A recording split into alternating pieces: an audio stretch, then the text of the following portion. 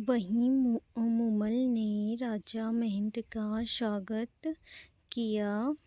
दोनों साथ रात भर बैठे और बातें करे।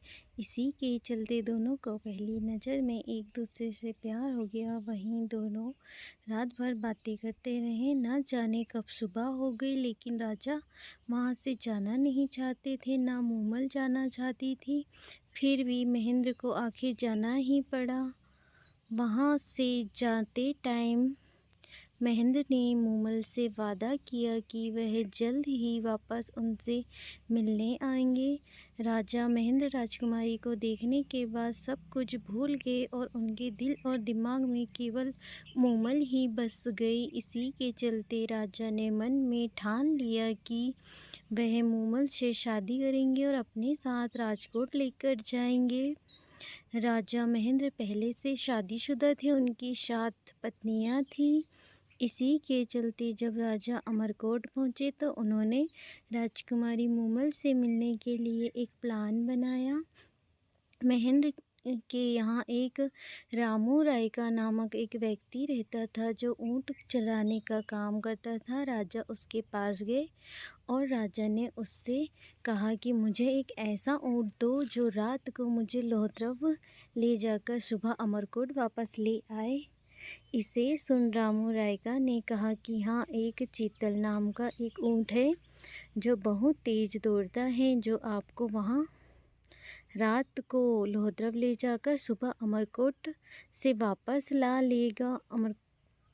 शाम को रामू रायका ऊँट को सजाकर महेंद्र के पास ले गए। राजा उस पर सवार होकर राजकुमारी मूमल से मिलने पहुंच गए और सुबह अमरकोट लौट आए। धीरे धीरे मूमल की और राजकुमार की कहानी आगे बढ़ने लगी।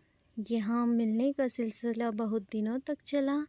कुछ दिनों बाद राजा की 7 रानियों को उनके बारे में पता चला।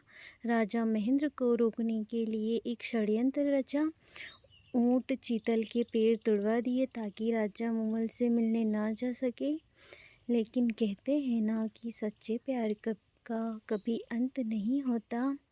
महेंद्र दूसरा ऊँट लेकर राजकुमारी मूमल से मिलने चले गए। इसी के चलते अब महेंद्र और मूमल की लव स्टोरी में एक मोड़ आया। मूमल के साथ उनकी बहन सुमल भी रहती थी। वह उस दिन खेलते खेलते दोनों साथ में सो गई और मूमल की बहन ने पुरुषों के कपड़े पहने थे। जब राजा मूमल से मिलने आए तो महेंद्र ने उन दोनों को सोता देख समझा कि मूमल किसी और से प्यार करती है। यह सब देखकर राजा वापस लौट गए। महेंद्र का जो चाबुक था वहीं टूटकर गिर गया। राजा ने सोचा कि मूमल किसी और को पसंद करती है, इसलिए वह नाराज होकर चले गए।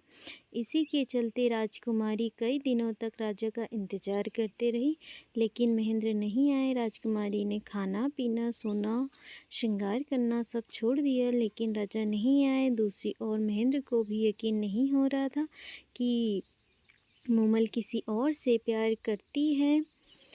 फिर भी राजकुमारी मूमल ने महेंद्र से मिलने के लिए अपने सेवक को भेजा, लेकिन अमरकोट में उसे राजा से मिलने नहीं दिया, क्योंकि वह सेवक हार नहीं माना और छुपकर रात को राजा से मिलने पहुंच गया। और राजा से मिलने के बाद उसने एक गाना गुनगुनाया, जिस गाने को सुनकर वह बाहर आए और महेंद्र के सेवक ने सारी बातें बताई। सेवक राजकुमारी मूमल के पास राजा का संदेश लेकर वापस पहुंचा और मूमल को यह सब कुछ बता दिया। राजा ने सोचा क्यों ना मूमल की प्रेम परीक्षा ली जाए। तब राजा ने लोहद्रव पहुंचकर एक संदेश मूमल के पास भेजा कि वह उन्हें सांप ने डस लिया है और उनकी मृत्यु हो गई। यह संदेश सुनकर मूमल वहीं जमीन पर गिर गई और कई बार महेंद्र महेंद्र नाम करके पुकारने लगी। इसके बाद उनकी मौत हो गई।